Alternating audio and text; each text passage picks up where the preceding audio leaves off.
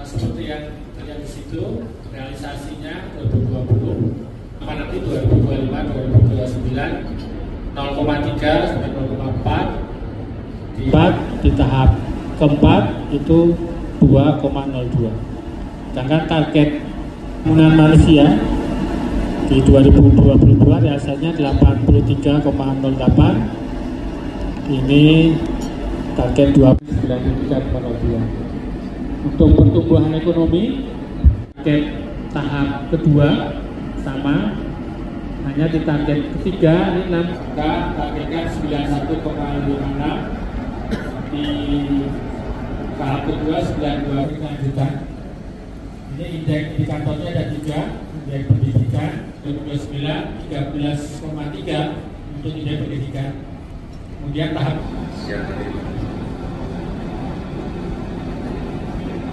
Assalamualaikum warahmatullahi wabarakatuh. Bapak Ibu yang saya hormati, Pak Kepala Bapeda Provinsi, Bu Dokter, para tokoh akademisi, tokoh masyarakat, kepala-kepala Bapeda se-Solo Raya. Saya menambahkan sedikit saja Bapak Ibu, sudah ditampilkan belum ya?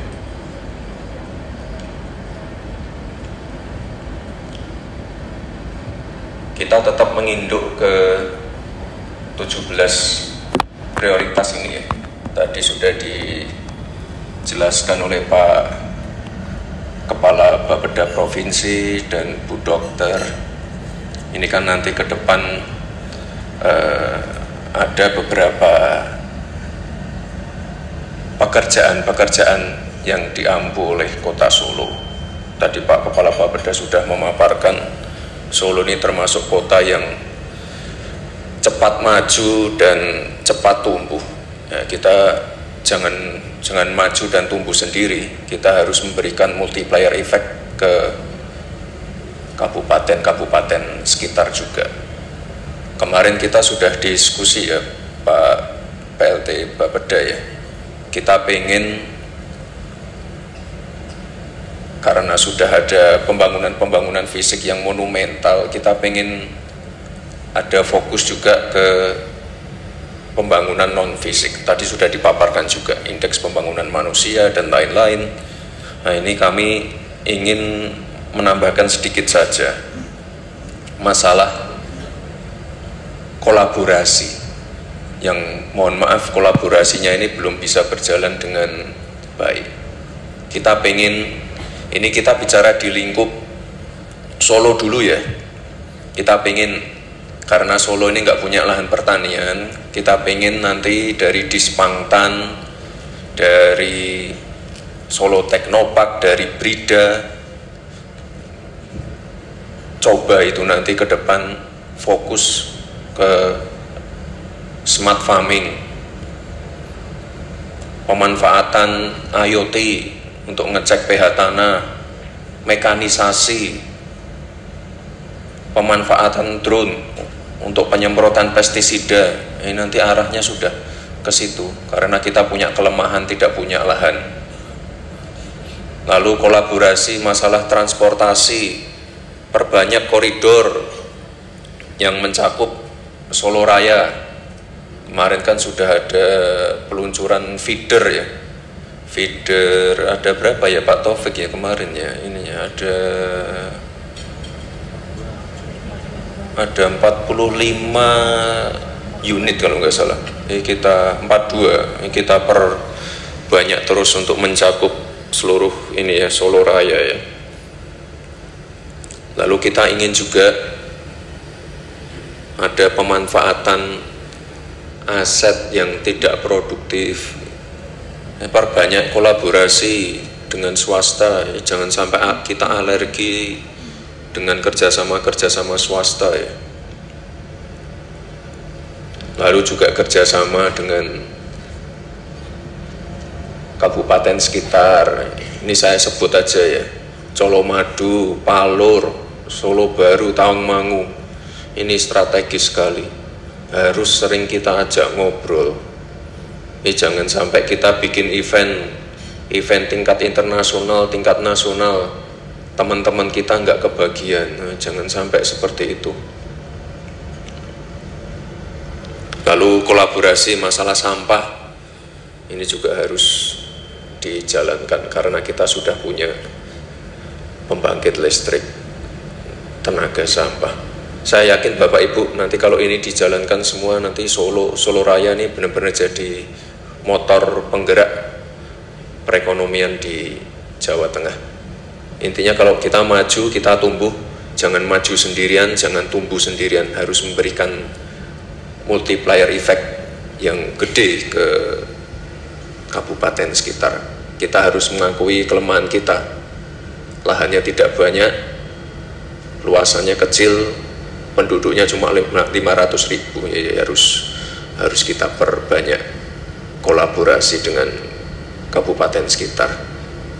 Dan saya juga titip pesan Bapak Ibu kepala-kepala OPD, ini yang 17 prioritas ini harus benar-benar jadi semua ya. Yang dilihat jangan bangunannya ya, yang dilihat impact-nya. Setelah bangun ini impact-nya apa, setelah bangun pasar impact-nya apa, setelah bangun masjid impact-nya apa. Jangan dilihat fisiknya, tapi impact setelah pembangunan. Dilihat juga maintenance-nya seperti apa, pengisian kontennya seperti apa. Jangan sampai setelah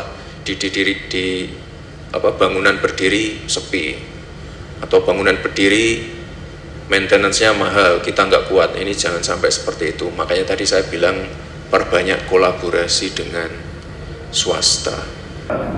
Rumah sakit yang sedang dalam proses upgrading, rumah sakit Kasih Ibu digedein, Pusparti digedein, Fatmawati digedein juga, rumah sakit Bung Karno ini sebentar lagi akan ada transformasi di situ dan perombakan manajemen.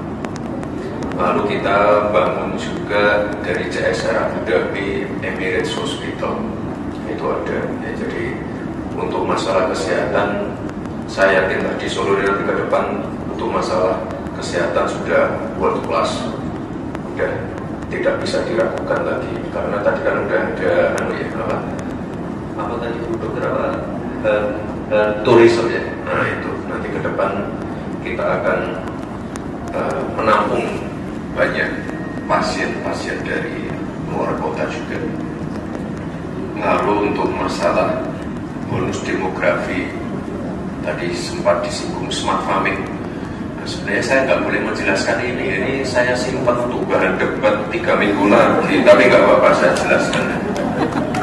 Bapak Ibu, Solo ini kan tadi saya jelaskan tidak punya lahan. Kiri kanan kita punya lahan. Ya kita punya apa? Kita punya anak-anak muda yang banyak, yang mungkin sekarang belum tertarik di bidang pertanian. Nah ini kita ingin mengisi kekosongan itu dengan smart farming. Mungkin kalau yang namanya urban farming dan lain-lain sudah ada ya, kita ingin yang hal-hal yang melibatkan banyak anak-anak muda, smart farming. Makanya tadi saya bicara masalah IoT, pengecekan pH tanah, penggunaan drone, penggunaan aplikasi-aplikasi yang nanti bisa memprediksi perubahan iklim dan lain-lain. Ya, jadi nanti anak-anak Solo mainnya di situ karena kita tidak punya lahan. Dan juga dari pendaringan kita punya ini loh, punya RMU. Ini harus dimanfaatkan juga, rice milling unitnya. Jadi meskipun kita tidak punya lahan, kita masih punya kesempatan di situ. Nah untuk bonus demografi, coba saya minta ini Teknopark dulu. Ini Teknopark, ini benar Mas, Teknopark. Ini benar ya, videonya benar yang ini. Coba videonya lanjut. Salah videonya salah. Dari benar, jangan dinyalain dulu. Bapak Ibu, saya tuh pengen ke depan anak-anak muda Solo itu menyumbangkan ide-ide kreatifnya, menyumbangkan inovasi-inovasinya. Teknopark ini kan ya mohon maaf sudah lama mangkrak dan tidak produktif ya. Ya kita pengen ke depan nanti banyak kolaborasi dengan Teknopark. Teknopark, Brida, dengan UNS, UMS, Unisri, kita pengen Solo ini benar-benar jadi pusat riset, pusat R&D, pusat pelatihan, tapi pelatihan untuk hal-hal yang benar-benar bisa menjawab tantangan zaman, cyber security, crypto, AI. Ini yang nanti ke depan kita pengen kembangkan, dan ini harus kolaborasi dengan swasta. Kalau kita pakai Brida, pakai Bapeda dan lainnya nggak mungkin jalan, mohon maaf, harus pakai kolaborasi dengan swasta. Ya, dinyalain dulu aja videonya.